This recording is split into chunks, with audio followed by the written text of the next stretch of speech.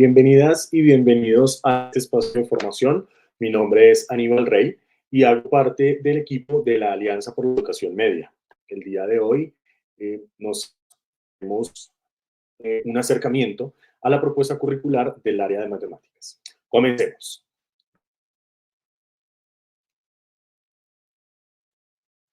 Este espacio tiene 6 grandes momentos. El primero, que será pues seguir dándoles la bienvenida a este espacio.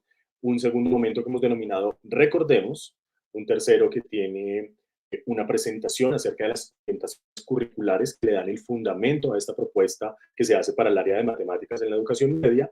Un cuarto momento que, en el que vamos a hablar un poco acerca de cuáles son los aprendizajes esenciales en el área de matemáticas. Un quinto momento, y es cómo llevar esto al aula, cómo hacerlo realidad en el aula. Terminamos con un breve cierre. Así que, de nuevo, bienvenidos y continuemos.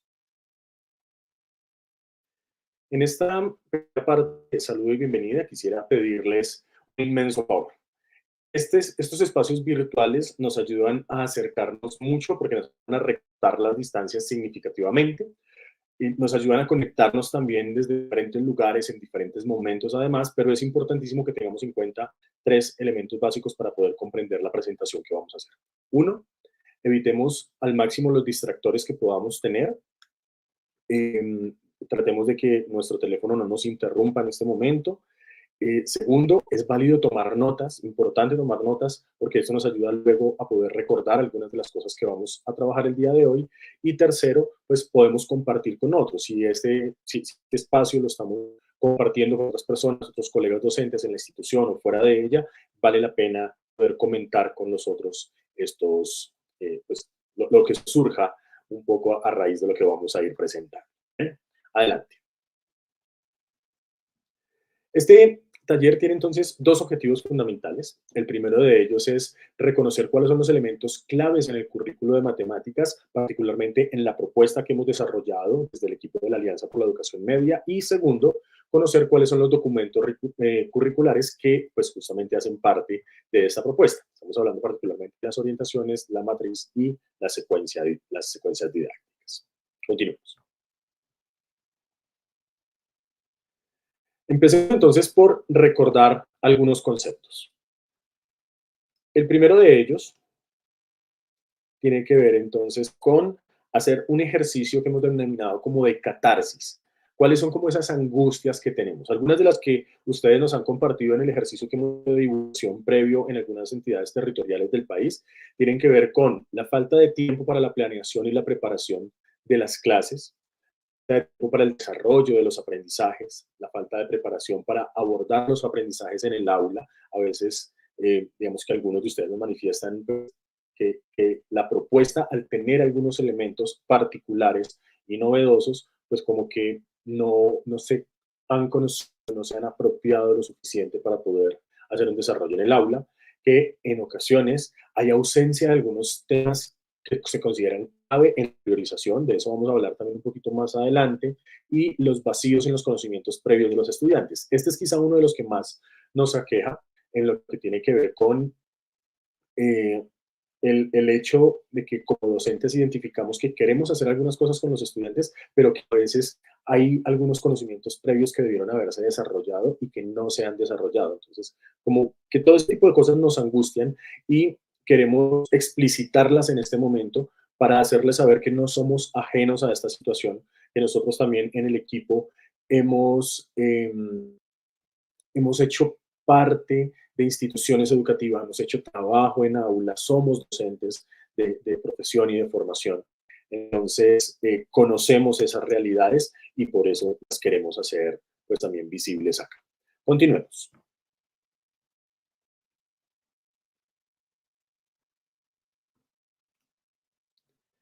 Dentro de este ejercicio de catarsis también hay algunos desafíos que vale la pena tener presentes. Uno, ¿qué debemos hacer? Conocer más al detalle de la propuesta. A veces como que generamos algunos juicios tal vez o prejuicios eh, que nos llevan a tener como una cierta actitud, ya sea positiva o negativa, frente a una propuesta sin conocerla al detalle. Y justamente este espacio quiere responder a eso, conocer detalle de la propuesta. Segundo, es importante contar con los recursos para la implementación, y aquí hablamos de recursos. Hay un recurso que es valiosísimo, y es el tiempo. Es importante que podamos contar con ese tiempo. Es importante que podamos contar también, pues, con los insumos, que son los documentos que están llegando junto con esta propuesta, y todos esos recursos que sean necesarios para implementar. Tercero, integrar los pilares de la propuesta con el área de matemáticas. Aquí tenemos un desafío grande, porque vamos a ver más adelante un poco al detalle, pero generalmente tendemos a pensar que las matemáticas son aisladas del resto de las cosas que se hacen en la institución educativa. Y al contrario, las matemáticas son una herramienta que tiene al servicio de la vida de los estudiantes, al servicio de la vida escolar, al servicio de las demás áreas, porque es allí donde en muchas ocasiones hace sentido. Si recordamos los estándares básicos de competencias, por ejemplo, y los lineamientos curriculares para el área de matemáticas, nos hablan de tres contextos al trabajo con las matemáticas. Las matemáticas mismas, la vida cotidiana y otras ciencias. Entonces es importante cómo eso lo ponemos al servicio, y fíjense que en la vida diaria es más que ir a la tienda, y eso lo vamos a ver un poco más en los pilares, cómo la vida tiene elementos fundamentales como el proyecto de vida, el bienestar físico, el bienestar emocional, y eso es un desafío grandísimo que vamos a trabajar un poquito más adelante. Y por último, la intensidad horaria necesaria para poder desarrollar la propuesta. Entonces, estos son desafíos que vamos a ir desenredando un poco más a nivel operativo, que no los vamos a solucionar en este espacio de formación, pero que sí desde el acompañamiento que la Alianza está desarrollando y el trabajo conjunto con instituciones educativas, con las secretarías de educación, pues se va a ir trabajando un poco más desde lo operativo. Bien, continuemos. En nuestra propuesta, estos pilares, pues, que les acababa de mencionar, es importante que tengamos presente que el uso de las matemáticas en el proyecto de vida es fundamental en esta propuesta. ¿Cómo vamos a usar las matemáticas en diferentes profesiones? Es un poco lo que queremos mostrar para que de alguna manera tengamos un insumo para responder a la pregunta que muchas veces nos hacen los estudiantes, y es, ¿esto para qué me sirve? ¿Les ha pasado? Estoy seguro que sí. Entonces, fíjense que a veces nos hace un poco difícil responder a esa pregunta de ¿esto para qué me sirve? Y mostrar algunos casos de uso de las matemáticas en diferentes profesiones puede ser una manera de poder responder. Y segundo, como les decía hace un momento, las matemáticas deben ser una herramienta para entender situaciones de la vida diaria relacionadas con con la salud, con el deporte, con este tipo de cosas que a veces eh, tendemos como a dejar un poco de lado cuando hablamos de la vida diaria, porque nos centramos solamente como en actividades o acciones muy particulares, muy pequeñas y además muy cliché, muy repetitivas, como les mencionaba el ejemplo hace un momento de el ir a la tienda, de el comprar, de ese tipo de cosas. Claro, también hacen parte de la vida cotidiana, pero hay otros elementos que también hacen parte de la vida cotidiana y que a veces no podemos como muy eh, frecuentemente como contexto para el trabajo con las matemáticas. Bien, y todo esto en el marco de una priorización de aprendizajes que hemos venido desarrollando también junto con nuestra propuesta. Entonces, el ejercicio que les voy a presentar a continuación, aquí lo que quisiera pedirles es que se tomen el tiempo para ver este video que les vamos a presentar a continuación, teniendo una pregunta en mente para que por favor la vayan respondiendo cada uno. Si quieren tomar noticas en su cuaderno está bien, si quieren solamente pensarlo y reflexionarlo también está bien, pero llévense esta pregunta en mente. ¿Qué cosas son realmente importantes a la hora de enseñar y aprender matemáticas? ¿Qué es lo realmente importante? Pensémoslo mientras vemos el video.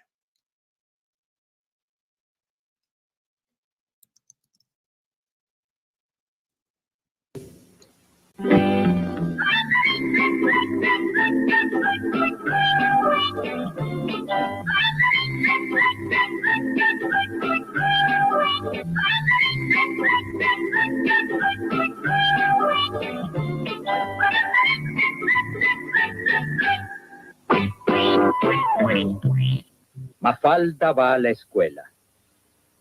Bueno, niños, vamos a tomar un poco de dictado. Tomen cuaderno y lápiz. Escriban. Mi mamá me mima. Mi mamá me ama. Mi Mamá me mima. Uy, ay, ay. Mi mamá me mima. La felicito, señorita. Ya sabemos que tiene usted una mamá que la mima mucho, que la ama mucho. Una mamá excelente. Ahora, por favor, ¿quiere enseñarnos cosas realmente importantes?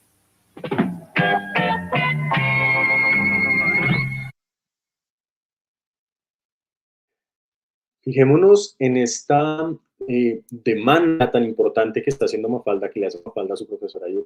¿Quiere enseñarnos cosas realmente importantes? ¿Cuántas veces nos ha pasado, quizás sin darnos cuenta, que le enseñamos a nuestros estudiantes cosas que tradicionalmente se han enseñado y por tanto nosotros las seguimos enseñando? Porque así se ha hecho, entonces así lo seguimos haciendo.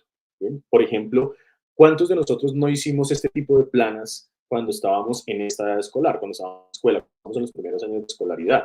Seguramente todos hicimos algún tipo de planas de estas y esto seguramente pasa todavía en algunas escuelas, porque es la forma como tradicionalmente se ha hecho, así lo seguimos haciendo. Para nadie es un secreto que nosotros somos como profesores en gran medida lo que nuestros profesores hicieron de nosotros, que tratamos de replicar un poco esos modelos que tuvimos en los diferentes grados de escolaridad y eso hace también que tratemos de replicar algunas de esas acciones que nosotros recordamos de cada una de esas etapas. Y es tal vez lo que está pasando acá y la invitación, entonces, con la que cerramos esta primera parte es cuáles son las cosas realmente importantes a la hora de enseñar y de aprender matemáticas. Y que esto es lo que finalmente va a permear el currículo y la propuesta que estamos planteando desde la Alianza por la Educación. Entonces, esta pregunta en mente, pasemos a la siguiente sección de este espacio de formación, en el que vamos a ver cuáles son las orientaciones curriculares que le dan el soporte a este ejercicio que hemos venido desarrollando en lo que tiene que ver con el área de matemáticas. El primero de los elementos en el que queremos hacer pues, muchísimo énfasis es la resolución de problemas. La resolución de problemas aparece, digamos que con muchísima fuerza en los lineamientos curriculares del 98, empieza a hacerse un poco más operativo con los estándares básicos de competencias de 2006 y es también un eje articulador que aparece en los derechos básicos de aprendizaje y en las matrices, en las mallas de aprendizaje del 2016 y 2017. Entonces, ¿qué es esto de la resolución de problemas? Como les decía, es un eje articulador y hace parte integral del quehacer de las matemáticas escolares. No es una cosa que se hace después, que se hace al final, como quizá muchos de nosotros aprendimos, y es que aprendíamos los algoritmos después, al final, que incluso todavía hay muchos libros que están escritos ahí, y están los algoritmos y al final los problemas de aplicación. Sino que al contrario, la propuesta es que desde la misma resolución de problemas hagamos el abordaje también del proceso algorítmico como un elemento que se integra con el quehacer matemático escolar. Segundo, es importante que los estudiantes se puedan enfrentar a la resolución de problemas todo el tiempo, que puedan realizar ejercicios de razonamiento matemático, no de razonamiento abstracto, razonamiento espacial, sino razonar matemáticamente, que tiene que ver con emplear sus conocimientos previos, con adquirir nuevas nociones, con desarrollar nuevos conocimientos relacionados a través de la resolución de problemas. Y ahorita vamos a ver un par de propuestas al respecto de cómo llevar esto al aula. Y tercero, es importante que nos presente también que los docentes, nosotros como docentes, debemos brindar un acompañamiento tanto a nivel grupal como a nivel individual cuando estamos haciendo implementación de la resolución de problemas en el aula.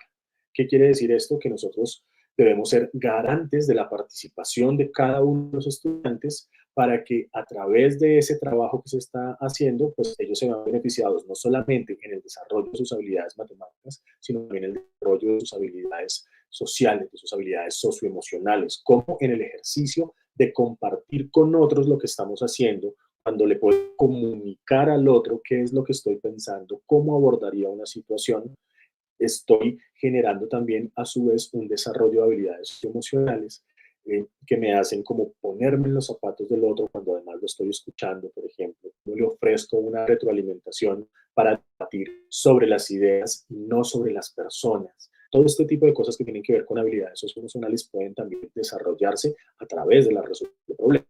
Por eso es un eje fundamental en esta propuesta. No es algo que nosotros nos estemos inventando, sino que, como les decía, traemos los documentos de los referentes curriculares que tenemos en nuestro país, pero a lo cual le queremos dar fuerza porque hemos notado que en muchas ocasiones, a pesar de que los referentes tienen explícita esta propuesta, en muchas ocasiones, en muchas aulas, esto se deja de lado y se sigue enseñando como los problemas de aplicación hacia el final de la unidad y este tipo de cosas. ¿Bien? Entonces, veamos ahora un par de propuestas que tienen que ver con cómo se desarrolla o cómo se lleva a aula la resolución de problemas.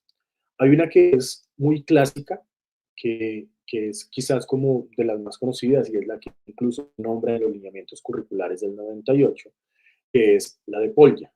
Polya propone 4 fases, 4 etapas, 4 pasos para hacer resolución de problemas. La primera de ellas tiene que ver con la comprensión del problema. ¿Qué es comprender el problema? Es poder acercarme a hacer la lectura del problema. Cuando digo acercarme es en el rol de estudiante. Me acerco a la lectura del problema y puedo identificar los elementos clave allí, como cuál es la información que me está brindando, cuál es la información que necesito, cuál es la pregunta que debo responder, que es diferente la información que necesito a cuál es la pregunta que debo responder, porque cuando una situación problema está bien formulada, yo necesito encontrar una información que generalmente es de las matemáticas, pero la pregunta debería estar dada en términos de un contexto. ¿Bien? Entonces, ahí es esa diferencia con la información y la pregunta que debo responder y la información que debo hallar. Segundo, cuando ya he identificado qué es lo que necesito hacer, cuál es la información que debo hacer, cuál es la pregunta que debo responder, entonces la propuesta es concebir un plan. Y esto no es otra cosa que pensar cómo lo voy a desarrollar. Y aquí entra en juego un elemento que también es importante dentro de la resolución de problemas y son las heurísticas. ¿Qué son las heurísticas o qué entendemos por heurísticas? ¿Cuáles son como esos posibles estrategias que voy a usar para poder encontrar esa necesidad de información para que me va a permitir luego responder la pregunta?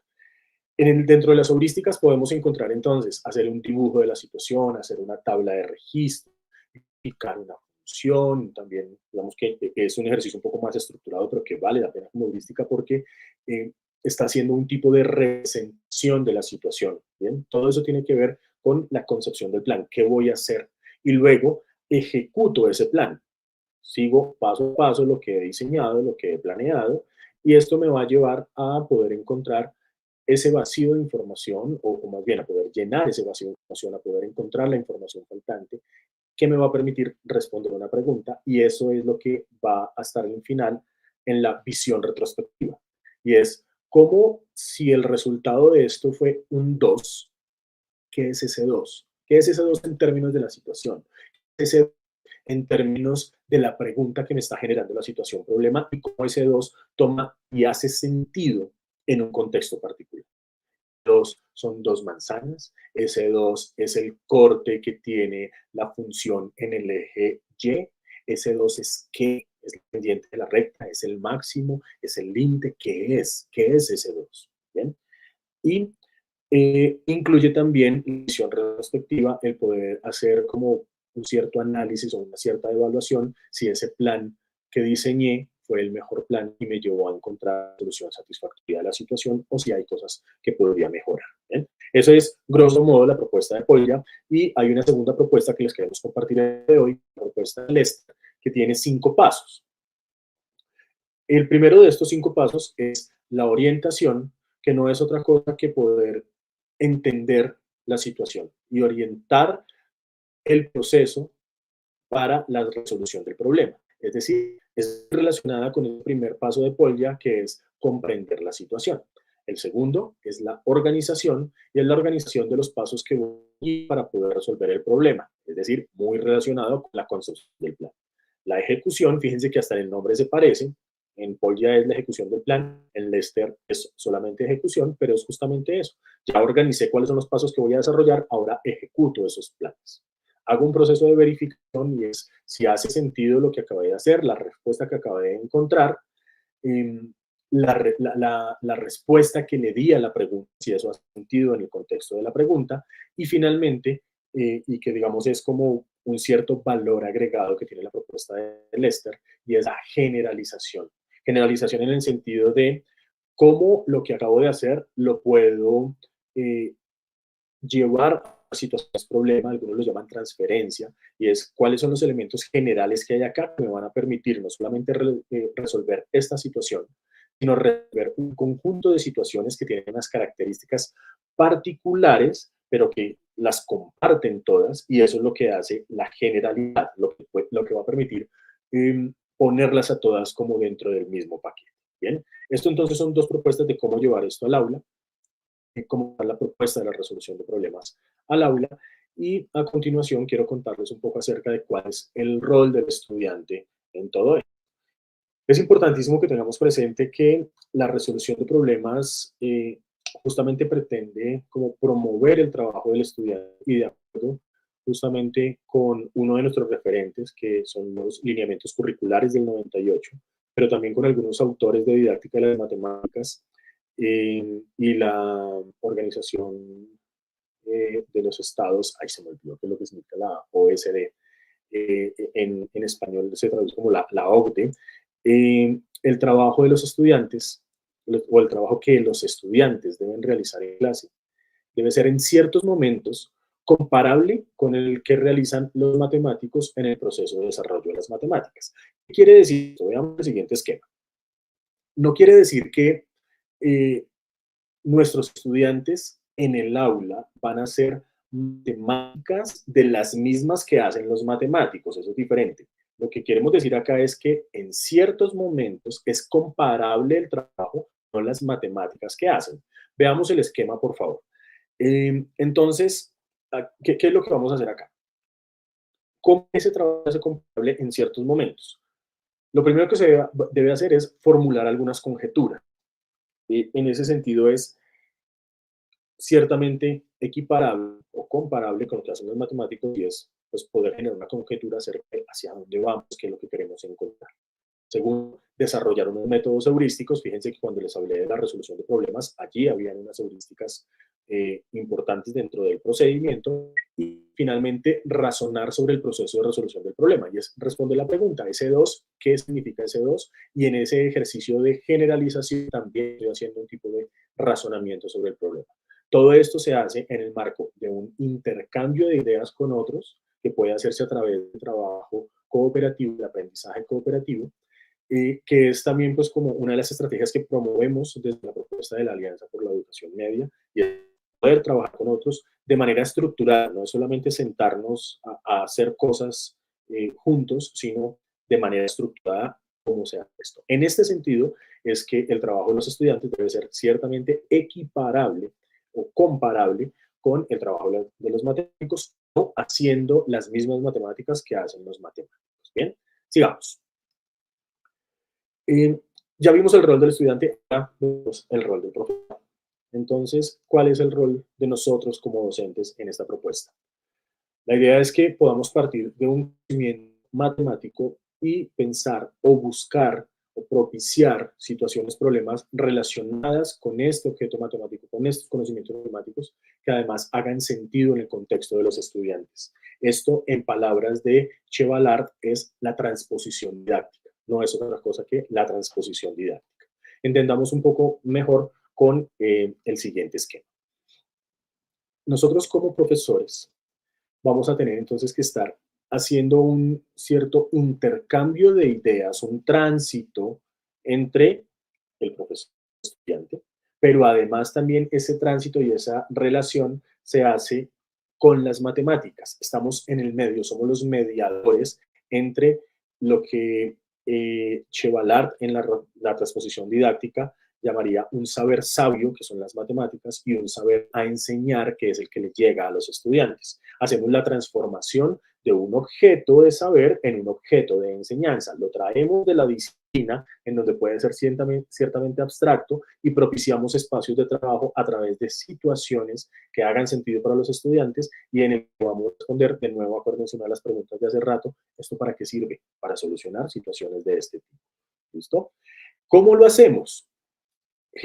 Un ambiente de inclusión en el aula. Esto es importantísimo. ¿Y qué quiere decir inclusión? Respeto a la diversidad, y la diversidad incluye un montón de cosas, no solamente la diversidad de género, porque a veces, a veces tendemos a pensar, no, a veces hay personas que tienden a pensar que no son buenas para las matemáticas, y sobre todo esto lastimosamente se hace más común, y no lo estoy diciendo yo, hay estudios que lo muestran, que esa autopercepción del quehacer matemático es más bajo en las niñas que en los niños. Entonces, ese respeto a la diversidad tiene también que ver con propiciar espacios en los que todos nos sintamos capaces de desarrollar, de hacer este ejercicio, de hacer matemáticas en el aula. La creencia potencial de los estudiantes tiene que ver mucho con esto, y es cómo desde este ejercicio de trabajo colaborativo también le brindamos la oportunidad a los estudiantes de creer en sí mismos, de creer su potencial, eh, desarrollo de habilidades matemáticas. La colaboración, el trabajo en equipo, pues es fundamental en este caso, y el desarrollo profesional continuo, porque nosotros también nos incluimos allí, y como desde acá vamos aprendiendo todos. Todos estamos siendo incluidos en el mismo aula que compartimos. Bien. Veamos algunas como orientaciones de trabajo en el aula para ir particularizando un poco más la propuesta. En esta propuesta es importante darle un rol a la comunicación de las ideas. Y en este ejercicio de comunicación hay una propuesta que de pronto muchos de ustedes conocen, que se conoce como el CPA, y es la transición entre diferentes representaciones que puedo hacer de la misma cosa en las prácticas. ¿Qué es esto? C de representaciones concretas, P de representaciones pictóricas y la A de representaciones abstractas. En un ejemplo muy sencillo esto es, en los primeros grados de escolaridad podemos poner a los estudiantes a hacer conteos de tapas, a usar las tapas para representar una situación. Y las tapas del estudiante las puede palpar, las puede mover, las puede apilar, las puede morder quizá en los primeros grados de escolaridad, pero a eso nos referimos con concreto, algo que pueden usar, manipular, mover y demás. Luego, la idea es que puedan pasar a hacer una representación pictórica de ello, como lo que vemos acá en la imagen, y es cómo eso que tenía en un montón de tapas, ahora lo llevo a mi cuaderno haciendo una representación.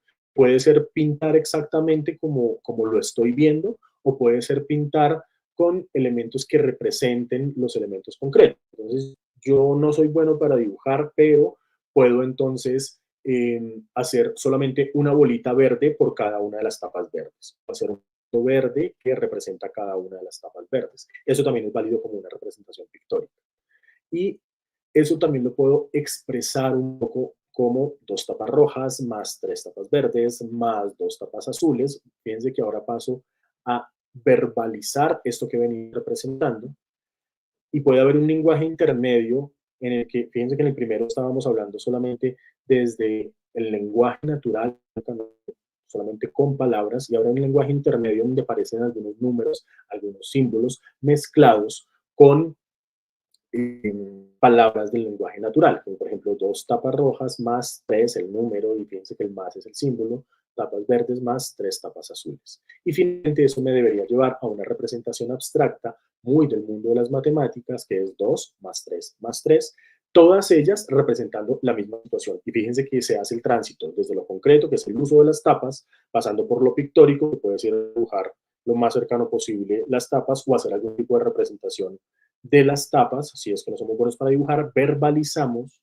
escribimos de manera verbal, también se puede, escribimos en un lenguaje intermedio que incluye símbolos de las matemáticas y del lenguaje que usamos comúnmente, hasta llegar a las representaciones abstractas. Bien. Veamos algunos elementos que hacen parte de la comunicación de los aprendizajes. Uno, resolver problemas, fíjense que vuelve a aparecer acá como ese eje articulador que está presente siempre. Es importante expresar y comunicar las preguntas que tenemos, generar y evidenciar aprendizajes, también lo hacemos a través de la comunicación, por eso es importantísimo que los estudiantes verbalicen lo que están pensando, lo que están haciendo, las formas de proceder. que puedan acceder y compartir información. Esto se hace a través también de la comunicación, hacer una búsqueda colaborativa de soluciones. También la comunicación nos sirve para eso. Nos sirve para hacer evaluación formativa y sumativa. Cuando el estudiante nos expresa sus ideas y nosotros le ofrecemos retroalimentación, es la comunicación de los aprendizajes la que está allí mediando este asunto. Y también puede hacerse evaluación sumativa desde allí, no solamente la formativa, que es súper importante, la sumativa también lo es, y también lo podemos hacer desde la comunicación, y finalmente esa comunicación nos brinda la capacidad para expresar y, ojo, escuchar ideas. Así como yo estoy expresando, también tengo que escuchar cuando el otro expresa, ¿bien? Por eso la comunicación es fundamental en esta propuesta. Espero no estar abrumándolos hasta acá con un montón de información. Estamos tratando de condensar en este corto espacio pues, la mayor cantidad de ideas posibles para poder llevarles como estas orientaciones para que comprendan la propuesta. Y pues nada, vamos a la siguiente sección de este espacio, que es cuáles son los aprendizajes esenciales en el área de matemáticas. Acá entonces quiero hacer énfasis en una diferenciación que nos parece importantísima, y es la diferenciación entre qué es un tema y contenido y qué es un aprendizaje. Entonces veamos. El término contenido no se menciona explícitamente en ninguno de los documentos de referencia. Los contenidos se pueden relacionar con los conocimientos básicos del área. Y para esto tenemos 5 tipos de pensamientos. Pensamiento numérico, el pensamiento variacional, el pensamiento métrico, el pensamiento métrico, geométrico y el aleatorio. Esos son los 5 que nos proponen los referentes. Y allí lo que vamos a encontrar son como conceptos, procedimientos, relaciones que son muy, muy de las matemáticas y que incluyen los objetos matemáticos.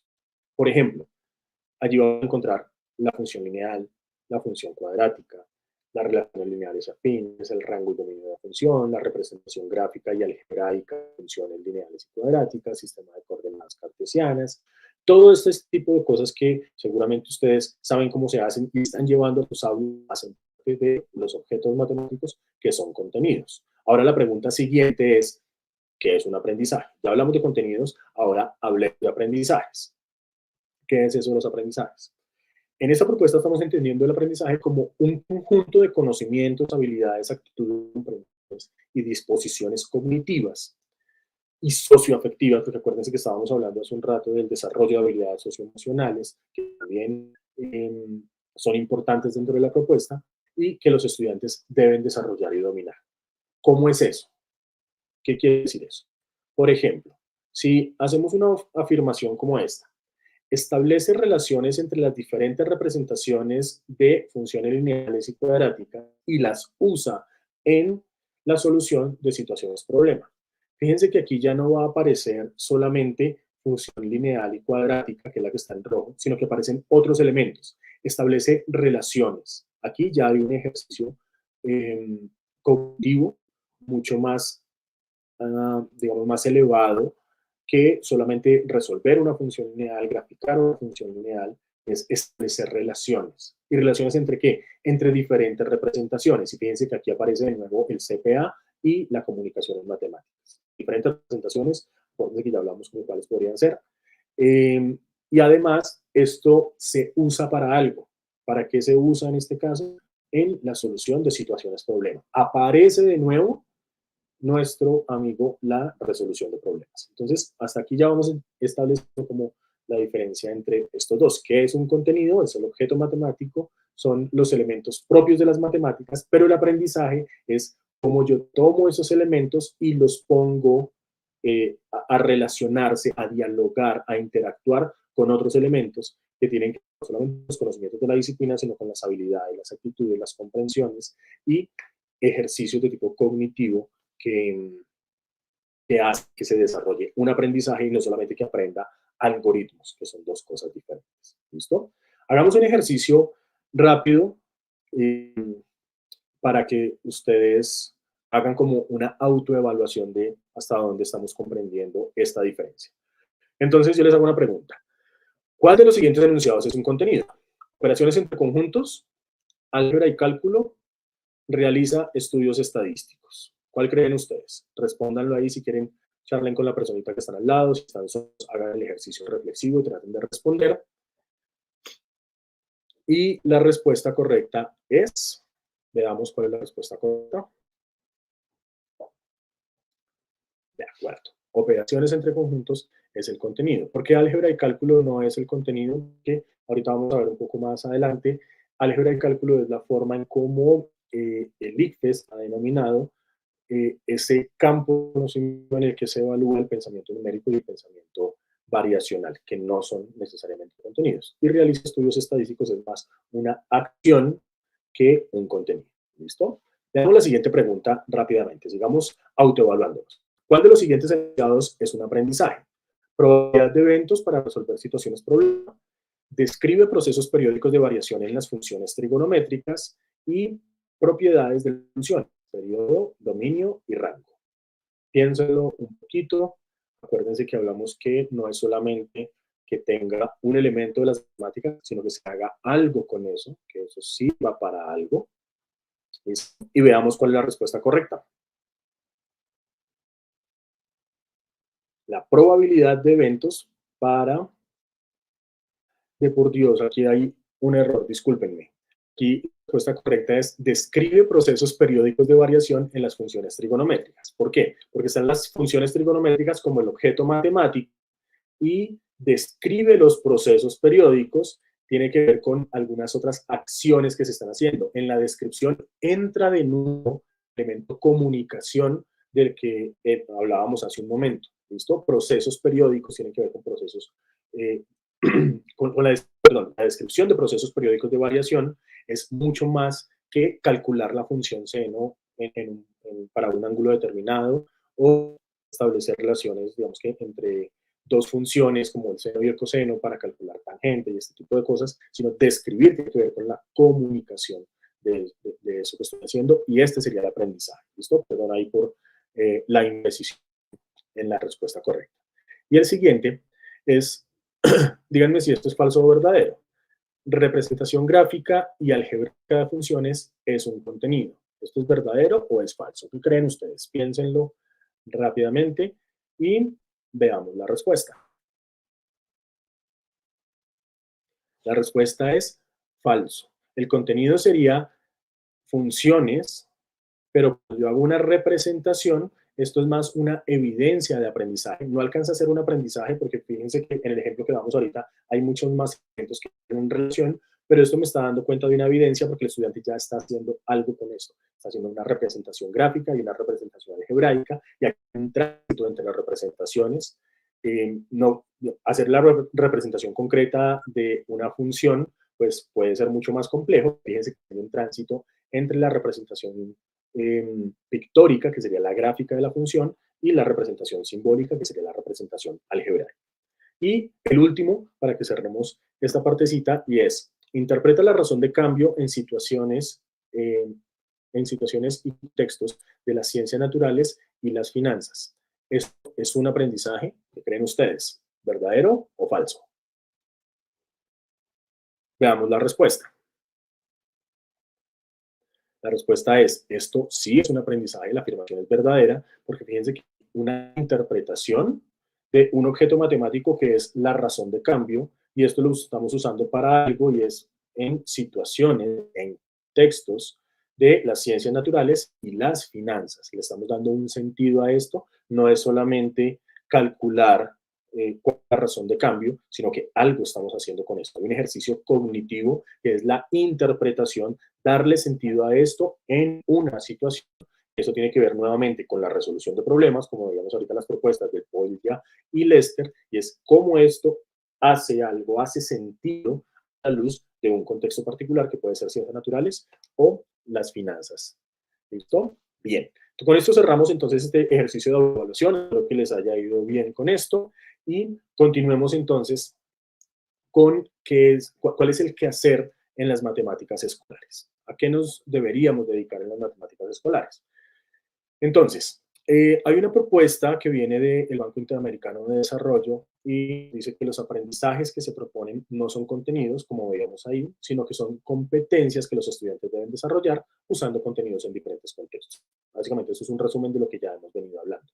Ahora, ¿cuáles son esos tipos de aprendizaje? ¿Cuáles son esas competencias que deberíamos desarrollar?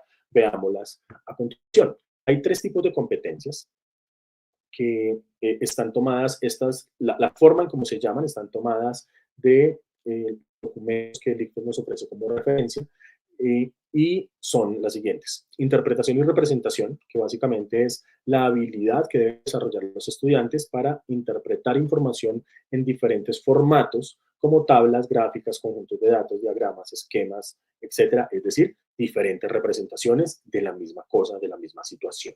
Bien, fíjense que otra vez la comunicación tiene un rol importante allí, cómo comunico de diferentes formas, cómo interpreto la información que me es comunicada de diferentes formas o en diferentes representaciones. Segundo, formulación y ejecución, la capacidad de plantear y desarrollar estrategias. Fíjense que esto es resolución de problemas.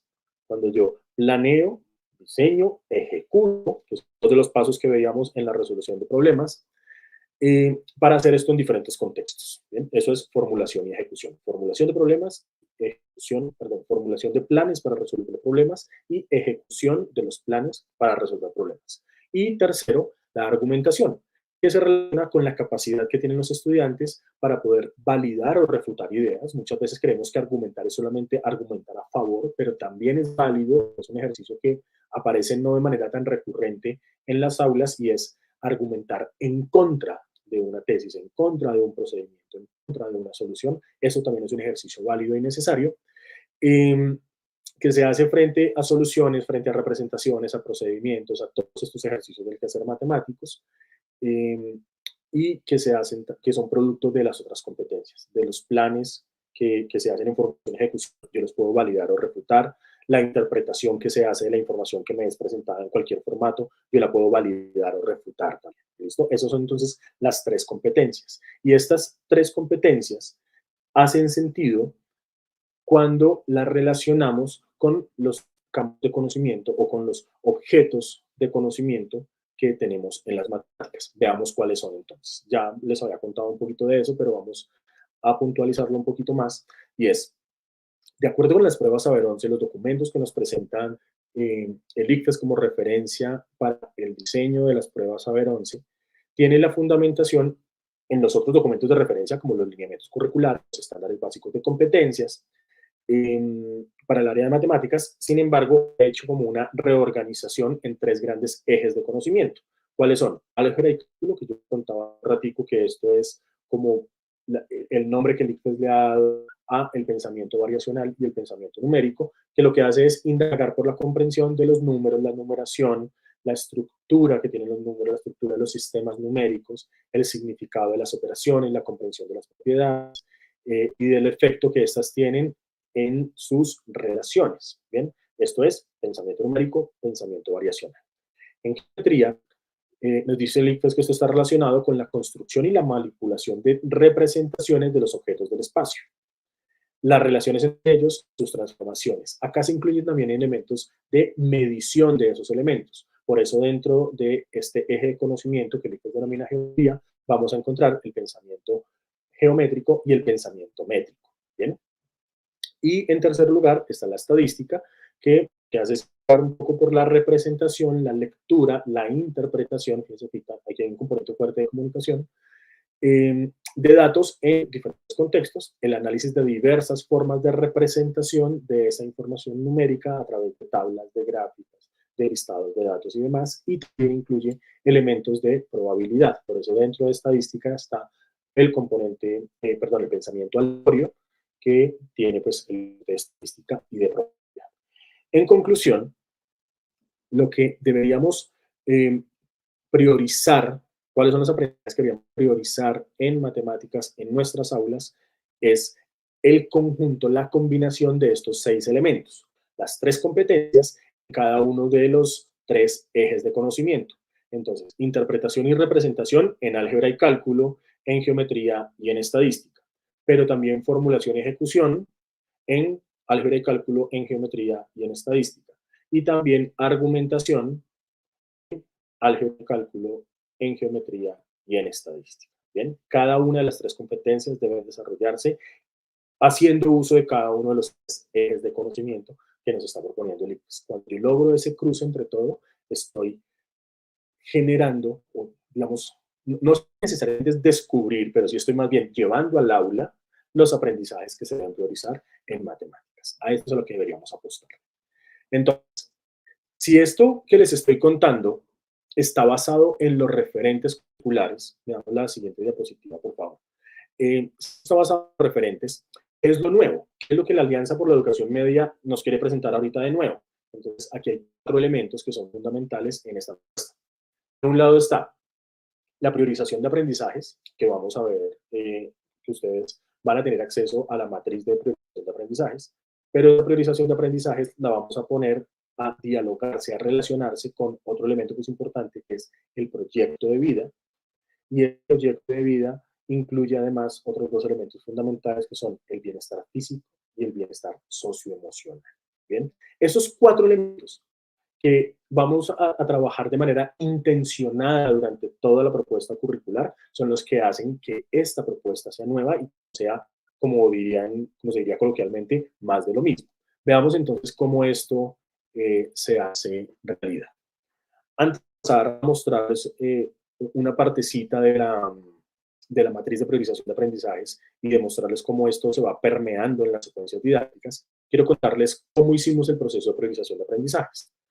¿Y por qué un proceso de priorización? Entonces, Mateo y Riz, que hacen parte del Banco Interamericano de Desarrollo, el equipo de educación del Banco Interamericano de Desarrollo, hacen una propuesta que no es, digamos que, del nuevo, es algo que ya muchos otros autores han venido insistiendo, pero que, digamos que ellos lo exponen de una manera que es bastante coloquial. Y en lo personal me gusta mucho y es adelgazar los contenidos curriculares en las diferentes etapas educativas.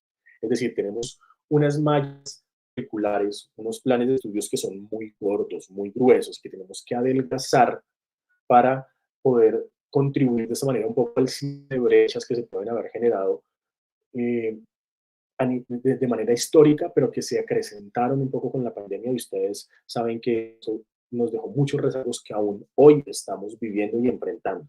Entonces, el primer criterio que tuvimos allí son cómo buscar un equilibrio entre el desarrollo de las habilidades y la base de conocimiento. Es decir, la priorización responde tanto a contenidos como a competencias, como acabamos de ver. Competencias en 3 ejes de conocimiento, entonces tenemos contenidos y tenemos competencias.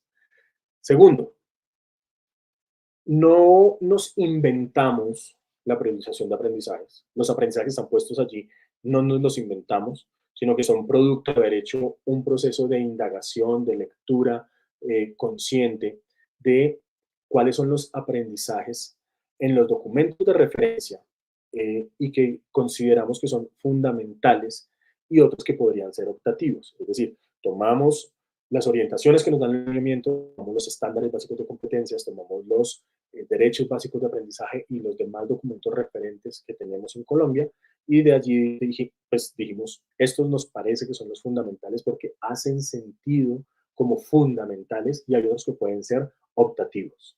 Y en un tercer momento hicimos la relación, para darle a esto un enfoque un poco más global, hicimos la relación con otros documentos de referencia, pero a nivel internacional. Entonces, vimos como que lo que está haciendo tendencia, por ejemplo, en Chile, que a nivel Latinoamérica, pues es un país que marca la diferencia y tiene buenos avances a nivel curricular, pero también una propuesta nueva que se hizo en el currículo de matemáticas en España, y también tuvimos en cuenta, por ejemplo, los Common Core que hacen parte de las propuestas curriculares que hay en Estados Unidos, y otra serie de documentos internacionales para no solamente quedarnos con lo que nosotros tenemos, sino cómo esto hace sentido también de manera un poco más global.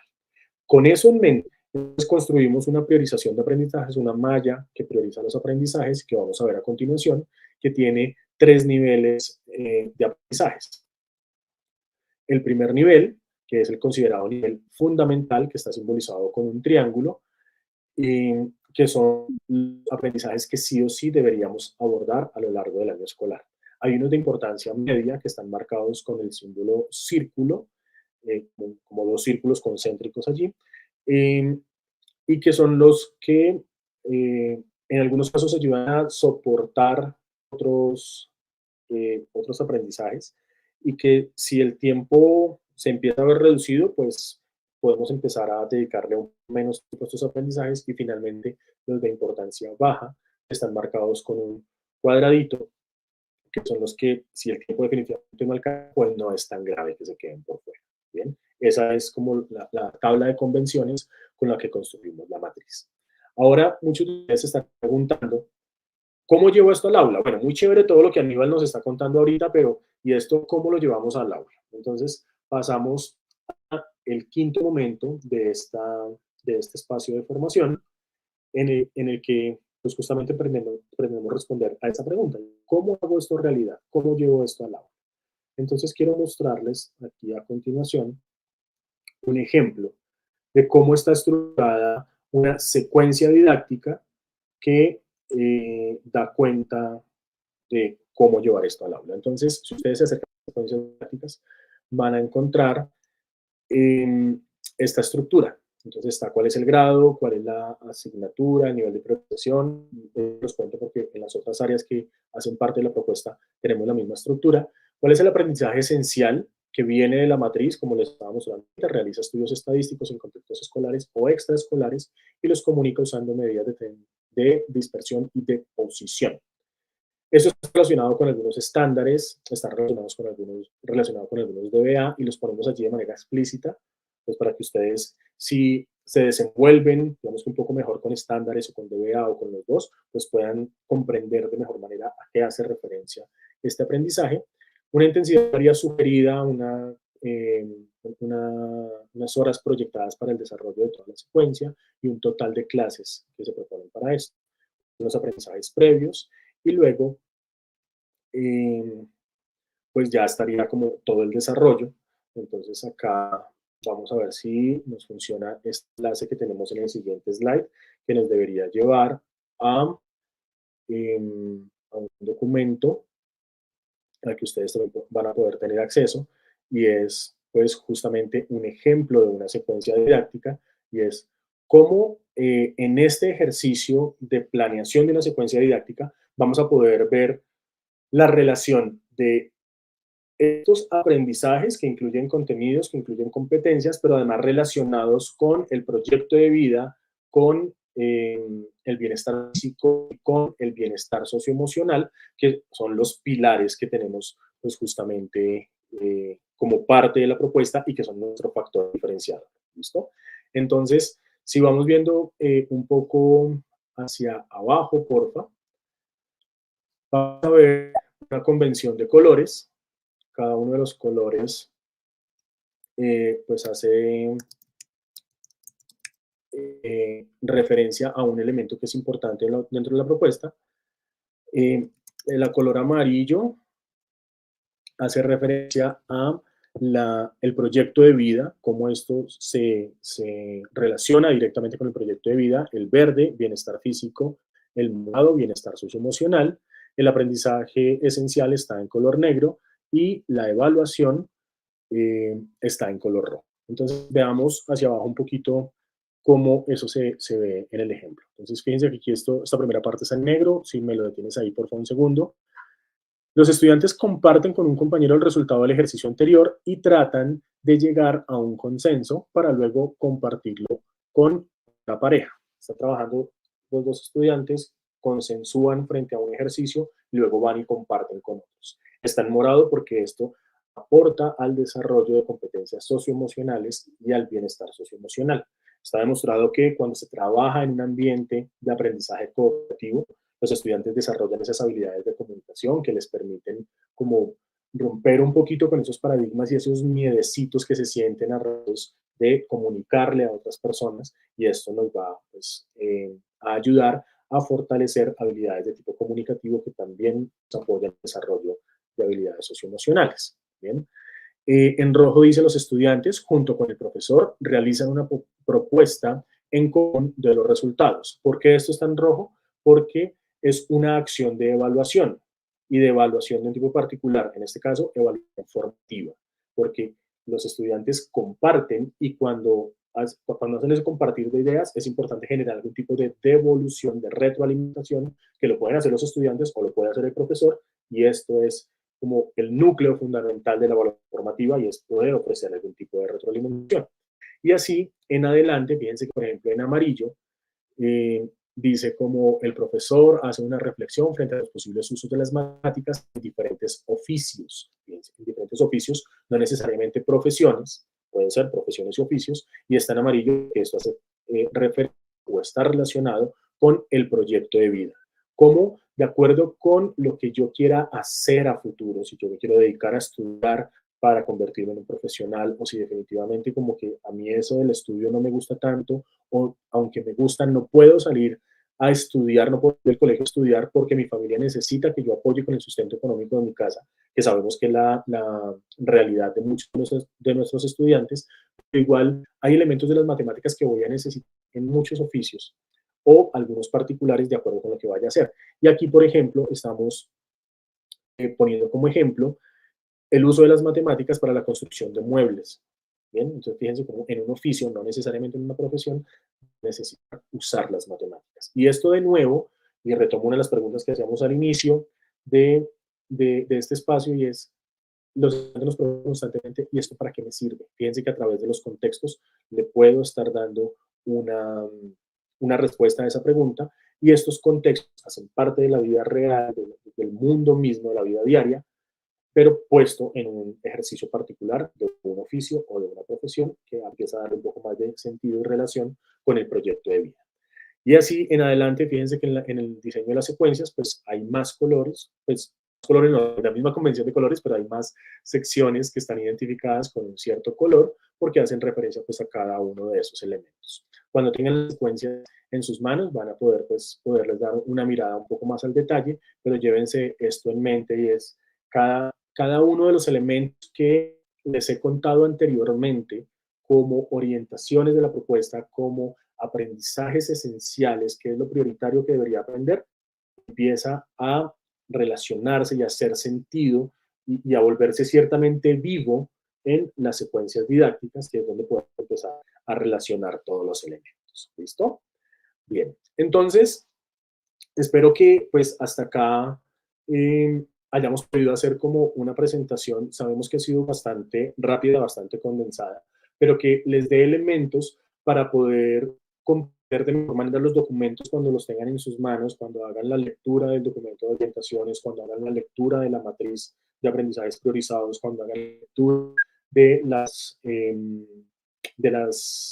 planeaciones de las secuencias didácticas, pues tengan más elementos para poderlos comprender. Bien, de esta manera entonces vamos al final de este espacio con el cierre, en el que quiero proponerles que pensemos sobre estos tres elementos un momentico y que generemos algunas ideas clave frente a estos elementos. El primero de ellos es la resolución de problemas en las matemáticas escolares.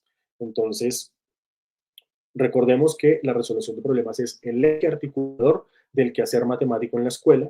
Es a través de la resolución de problemas como deberíamos orientar el proceso mediante el cual los estudiantes se acercan a los objetos matemáticos, se acercan al desarrollo de unas competencias. Recuerden que tenemos tres competencias, ejes de conocimiento, y esas relaciones allí son las que deberíamos propiciar a través de la resolución de problemas.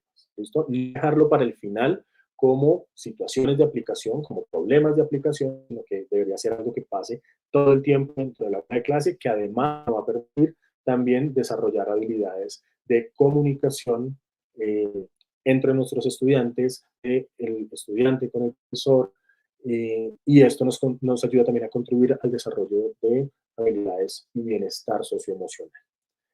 Segundo, ¿qué es un aprendizaje? Recordemos entonces que el aprendizaje es diferente al contenido. El contenido es solamente una parte del aprendizaje.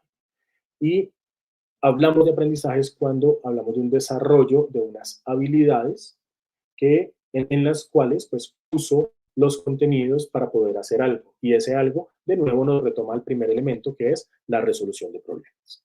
Y en tercer lugar, quisiera exaltar algunas ideas sobre cómo hacerlo realidad. Y hacerlo realidad en el aula, ¿qué es? ¿Cómo hacer realidad la propuesta de la Alianza por la Educación, particularmente en este caso del área de matemáticas, en el aula? Y es poder propiciar espacios en los cuales, mediante la resolución de problemas, brindemos a los estudiantes la posibilidad de desarrollar aprendizajes que tienen que ver con la interpretación y representación, con la formulación y ejecución y con la argumentación en tres ejes de conocimiento que son álgebra y cálculo, geometría y estadística, todos los cruces que se pueden generar entre las competencias y los ejes de conocimiento, y cómo esto además debe responder a otros tres elementos clave de la propuesta. El proyecto de vida, que entonces puede ser cómo necesito las matemáticas para poder, si es el caso, acceder a la educación superior y allí voy a tener que hacer otro ejercicio con matemáticas para luego poder desenvolverme en una profesión en la que necesito unos elementos de matemáticas. Y aquí aprovecho este cierre para pedirles que ustedes a romper un poco con el paradigma, el esquema y el cliché de que las matemáticas nos sirven para todo. Esto no es tan cierto realmente. Quienes trabajamos con matemáticas tendemos muchas veces a pensar eso, pero realmente no es tan cierto. Si yo tengo un problema con mi esposa, pues seguramente las matemáticas van a ser la forma de resolverlo. Entonces, no nos sirven para todo, pero sí hay algunos objetos matemáticos que van a ser muy relevantes según la profesión u oficio. Ahí está, proyecto de vida. Cómo desde el quehacer matemático escolar yo puedo propiciar espacios para bienestar socioemocional, para que generar un ambiente de respeto, un ambiente de empatía, un ambiente de inclusión. Todo esto va a aportar al desarrollo del bienestar socioemocional de nuestros estudiantes y finalmente el bienestar físico. Entonces, por ejemplo, en las secuencias van a encontrar cómo el tema de la salud está relacionado también de alguna manera con las matemáticas, cómo las matemáticas me sirven para entender temas relacionados con la salud, como el índice de masa corporal, como la cantidad de ejercicio o de actividad física que deberíamos desarrollar para que nuestro cuerpo se mantenga saludable y cuando lleguemos a una cierta, nuestro cuerpo esté preparado para afrontar esa etapa de la vida. Todo este tipo de cosas que dicen como las matemáticas entonces me ayudan también a entender algunas situaciones que están relacionadas con mi bienestar físico. Las matemáticas por sí mismas no van a dar un bienestar físico, pero sí me ayudan a entender pues, muchas de esas situaciones y a comprender cómo yo puedo actuar para fortalecer, para desarrollar, para mantener mi bienestar físico. Bien, a esto nos referimos con hacer realidad en el aula toda la propuesta que hemos venido desarrollando para el área de matemáticas en la Alianza para la Educación. Mis profes, pasada una hora, cerca de una hora de haber iniciado este espacio, no me queda más que agradecerles por habernos acompañado en este espacio. Espero de verdad que estas orientaciones que les estamos brindando se conviertan en una herramienta fundamental para su quehacer en el aula, que les pueda generar también dudas. Eso es importante, ¿no? Si me quedan dudas, yo quiero resolver esas dudas, pues cómo eso hace parte también de mi desarrollo profesional, que es algo a lo que queremos apostarle también. Y por favor, pues siéntanse libres de llevar esto al aula, siéntanse libres de poder empezar a hacer pilotajes de esto en el aula, que empiecen a desarrollar las secuencias didácticas, que empiecen a hacer sus propias planeaciones de secuencias didácticas, que empiecen a brindarle a los estudiantes posibilidades de otro tipo de trabajo en el aula de matemáticas y que vayan haciendo un ejercicio de evaluación también de que estas cosas se pueden mejorar, cómo esto puede llegar a generar unos cambios en el ambiente del aula. Piensen hacer la oportunidad de que esto sea una realidad. Bien, pues por ahora no es más lo que tengo por compartirles. De nuevo, pues muchísimas gracias por acompañarnos en este espacio y espero que tengamos pues, de pronto algún otro espacio de encuentro para que sigamos aprendiendo de esta propuesta. Muchísimas gracias y hasta pronto.